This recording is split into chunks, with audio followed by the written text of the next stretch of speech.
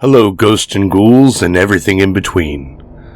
Today we're going to take a look at Adventures into the Unknown. This was originally copyrighted back in 1948. And we're looking at the very first issue. We're going to be looking at a story called The Werewolf Stalks. Out of the frozen north came a dread thing that was neither man nor beast. A monster without a soul that killed without remorse.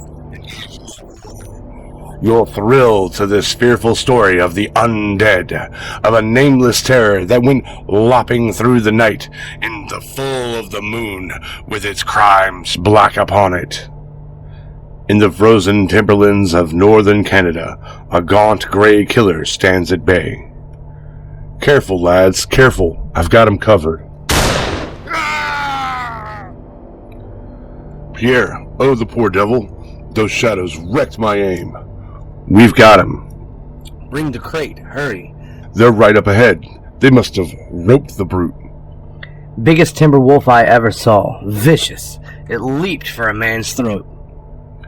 We took the beast alive, but at what a price. I've been caging and selling wild beasts for 20 years, but every time a man is killed, I feel like a murderer. It isn't your fault, Mr. Wilder. The brute moved faster than its shadow. At that moment, in a nearby cabin. A wreath of garlic? What good will that do, woman? Werewolves fear garlic. What was it we heard howling last night? It began as a wolf's cry, but it turned into the cruel laughter of a man. Jackie's laughter. In the bleak North Country, ancient beliefs die slowly. From old France, the settlers brought with them a mortal fear of the undead. I tell you, Jackie's the logger, he was bitten by a wolf, then disappeared. If it was a werewolf that bit him, he's become a werewolf himself. He was cruel, brutal even as a man. If he roams the timber as a wolf... Later that night, at John Wilder's camp. He's a magnificent beast, Barbara. Zoos are plenty greedy for timber wolves. We'll get a good price for him in the States. But I can't forget that we captured him at the cost of a human life. I'm terribly tired, dear. Let's call it a night. Alone, a ghastly transformation. I'm changing back. No longer a wolf. I'm Jackie's. Cage me like a beast, would they? I'll claw their throats out. The wife of a man who caged me, when she bears the claw marks of the undead, she will run like a beast through the timber. Her hands will become claws, her face... Help! Help! Help! Barbara, she's gone. Great Scott! He's a giant! Can't risk shooting. I've got to close with him. Help! Ugh, you devil, take that. I've got to get this wound dressed. I'll die if I don't get to a doctor. I'm in bad shape, losing strength fast. I'm turning back into a wolf? No control over it. How can I get a doctor to help me if I'm a beast without a voice? I'll be thrown off sight. Trapped, desperate, the ghastly monster returns to its cage. I'll get the wound dressed as a wolf. Only chance. Got to take it. He won't know I was the man he shot. A man like him doesn't believe in grrr. The camp is aroused by agonized howling. Wounded? Great Scott! I remember now. My gun went off twice when I struggled with that lumberjack. A stray bullet must have lodged in the beast. There, I've got the bullet out and sterilized the wound. Those dressings will have to be changed once a day, but I guess I can handle it. In a week, sir, you'll be at sea. It'll be tough on you if he turns ugly with a rolling deck under him. 10 days later, as the ship nears the Golden Gate. The beast's wounds must be nearly healed. I believe I've made friends with it. It never snarls at me. I'm going to see if... What's that? Whoa! It's not a wolf. It's not a wolf. A human face.